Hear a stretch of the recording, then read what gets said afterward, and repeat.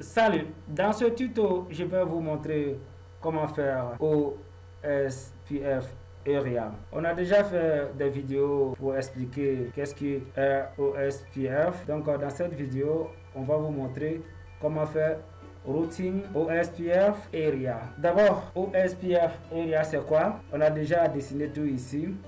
C'est comme si nous sommes en Côte d'Ivoire et on a MTN. On a Orange et on a Mauve. C'est trois sociétés différentes. Et donc quand c'est comme ça, on veut faire routing entre ces sociétés-là. Avec OSPF, si on ne fait pas Area, tout ce qui va se passer dans les routeurs de la société MTN ici, toute l'information va venir ici et ici aussi. Et ça, c'est pas très élégant. À cause de ça, on fait OSPF Area pour que tout ce qui se passe dans MTN reste dans MTN, tout ce qui se passe dans Orange reste dans Orange et tout ce qui se passe dans Mauve reste dans Mauve. Seulement ce rapport seulement qui vient dans les autres réseaux.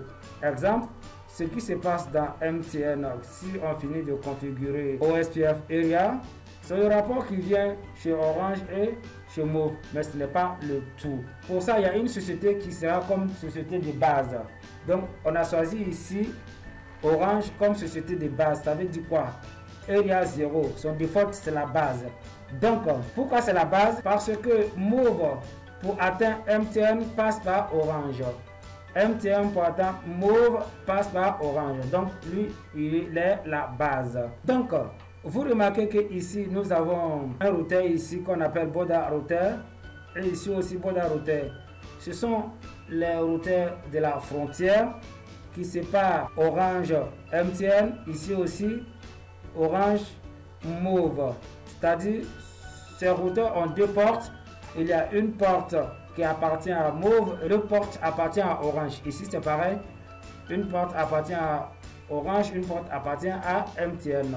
Donc, nous allons commencer la configuration. Comme je dis, tous ces routeurs ont déjà IP et vous voyez le topologie aussi. Donc, on va commencer avec le routeur de base. Donc, on va configurer ça. Donc, nous sommes dans mode 3. On va faire routeur OSPF 1. Et je fais entrer ici. Je vais faire routeur ID. Donc, je fais 5.5.5. Je fais entrer. Je vais mettre IP de toutes les deux portes. Donc je fais network. Je mets IP de toutes les deux portes de routeur de base.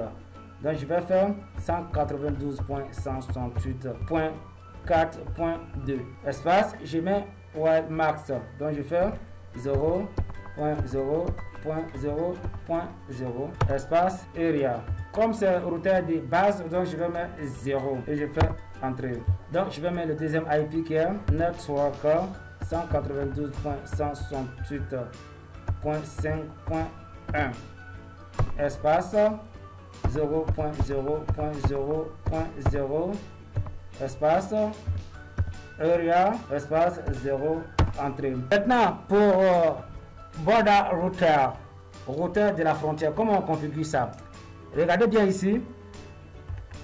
Regardez bien, nous avons une porte qui est serial qui est dans Area Orange, c'est-à-dire Area 0 qui est Orange. Et nous avons face Ethernet qui est dans MTN Area 1. Donc, comment configurer ça? Venez avec moi. On va partir dans mode 3. EN conf T. On va faire routeur OSPF 1. Entrée. On va faire routeur ID. Je fais 4.4.4.4 entrée. Et je fais network. Donc, IP de la porte de serial qui est de côté de Area 0 qui est orange, c'est 192.168.4.1 espace area point espace, je mets while max 0.0.0.0 espace area, je mets 0 puisque cette porte appartient à area 0 qui est orange. Donc je fais 0 et entrée. Maintenant, je fais network encore et je mets IP de l'autre porte. Voilà ça ici qui est de côté de area 1 MTN qui est 192.168.3.2. Je mets wildmax qui est 0 0 0 0. Je mets espace area. Son area c'est combien? C'est 1, area 1 entrée. Voilà comment on configure border router, c'est-à-dire les routeurs de la frontière. Et donc je vais configurer les autres routeurs. Et donc maintenant la configuration est terminée.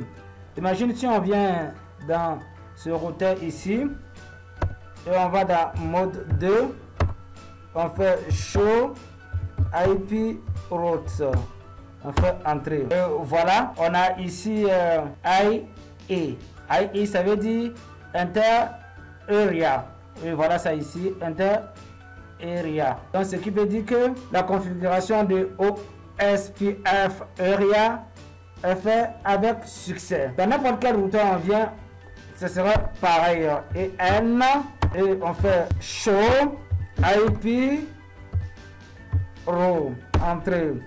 Et voilà, si on monte un peu, on verra ici OSPF inter area. Et si on vient tenter de prendre ping aussi, et on met IP de ceci, de ce PC, ok, on fait ping 192.168.1.1.2 entrée. Et voilà, il y a ping aussi. C'est tout pour ce tuto. Merci et à bientôt.